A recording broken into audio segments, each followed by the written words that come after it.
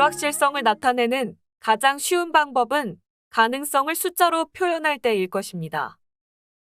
이번 시간에는 지난 시간에 이어서 현실 세계에서 인공지능이 문제를 해결하는 방법인 확률에 대해 더 알아보도록 하겠습니다. 어떤 지역에 비가 오는 날이 하루이고 비가 오지 않는 날이 3일이라고 가정해 보겠습니다. 이때 비가 내릴 확률은 어떻게 될까요?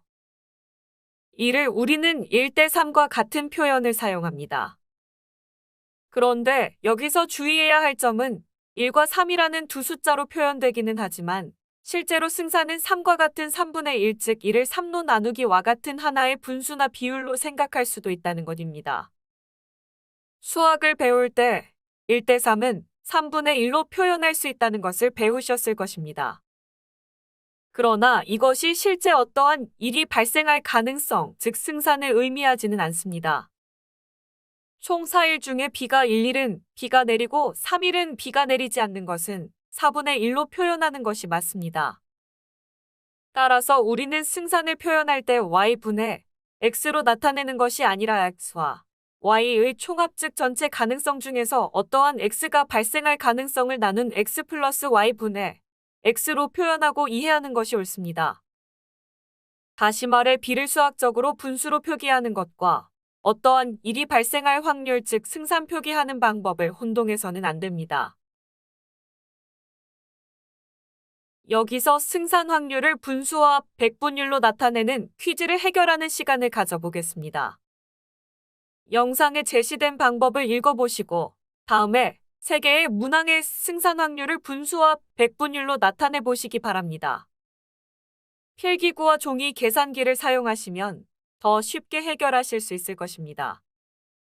잠시 영상을 멈추고 문제를 해결해 보시기 바랍니다.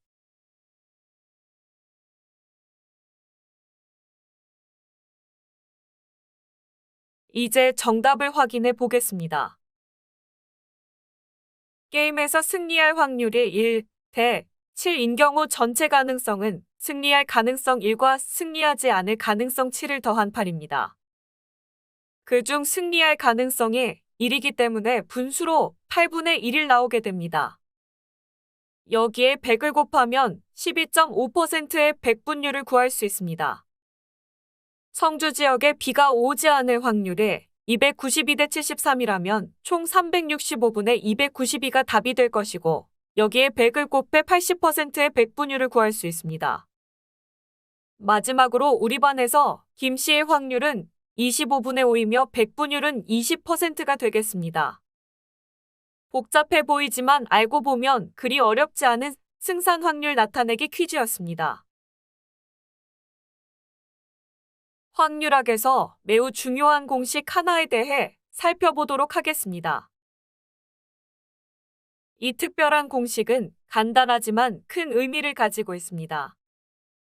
이 공식은 베이즈 규칙이라고 불리는데요.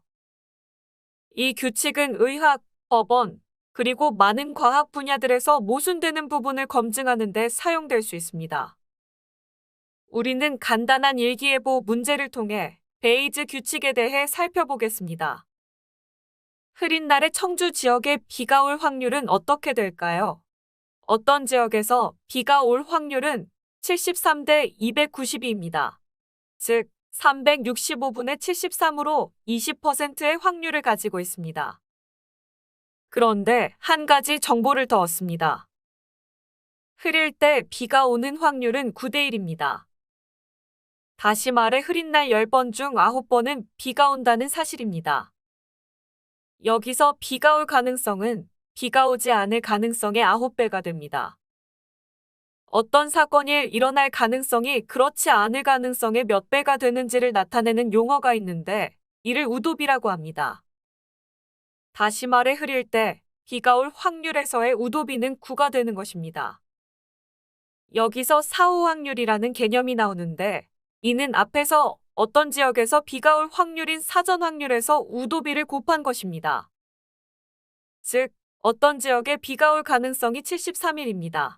여기에 우도비 9를 곱하면 사후 확률이 나오게 된다는 것입니다. 그 결과는 657대 292로 959분의 657 약 69%로 비가 내린다는 사후 확률에 도달하게 됩니다. 다시 첫 문항으로 돌아가 보겠습니다. 흐린 날에 청주에 비가 올 확률을 묻는 문제였습니다. 이에 두 개의 확률이 주어졌죠.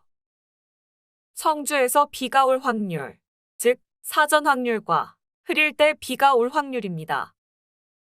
이 두 확률을 우도비를 적용해 사후 확률, 최종 확률을 구할 수 있었습니다. 이렇게 사전 확률과 사후 확률을 구하는 것이 베이즈 규칙입니다. 이 문제는 우리가 직관적으로 여러 조건들을 살펴보는데 오류를 낼 수 있는지 깨닫게 합니다. 베이즈 규칙이 컴퓨터 과학과 인공지능에서 실질적으로 어떻게 활용이 될까요? 베이즈 규칙이 활용되는 대표적인 예로 스팸 메일과 일반 메일을 구분하는 예를 설명드리겠습니다. 스팸 메일과 일반 메일은 어떠한 방식으로 구분할까요? 먼저 가정을 해볼 텐데요. 누군가에게 메일이 도착했을 때 스팸 메일과 일반 메일 확률이 같다는 가정을 합니다. 즉, 1대1의 확률로 스팸 메일과 일반 메일이 온다는 가정을 하는 건데요. 여기서 특정 단어들이 포함된 메일이 스팸 메일의 확률의 데이터를 수집합니다. 그 예시 단어로 매월, 돈, 모집, 광고, 저렴 이러한 단어들의 스팸 메일의 확률에 대한 정보를 수집하고 그 확률을 활용해 우도비를 구합니다. 이제 그 중 하나인 돈이라는 단어가 포함된 메일이 스팸 메일의 확률을 구해볼까요? 사전 확률은 스팸 메일과 일반 메일 1대1이었습니다.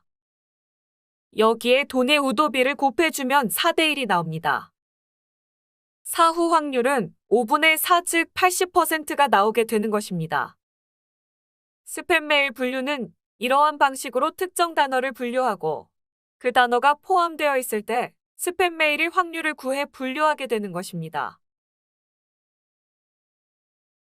만약 어떤 메일에 매월 돈, 모집, 광고, 저렴이라는 단어가 모두 포함되어 있다면 그것이 스팸 메일의 확률은 얼마가 될까요? 우도비 모두를 곱하면 되는데요. 각각 1 곱하기 1 곱하기 4 곱하기 20 곱하기 55 곱하기 10대 1, 즉 44,000대 1의 확률이 나옵니다. 이는 44,001분의 44,000, 즉 99.9% 거의 100%의 확률로 스팸 메일로 분류될 수 있겠습니다. 이렇게 현실 세계에서 적용되는 인공지능의 방법인 확률에서 사전 확률과 사후 확률 그리고 우도비를 알아보고 이를 적용한 베이즈 규칙에 대해서 알아봤습니다. 감사합니다.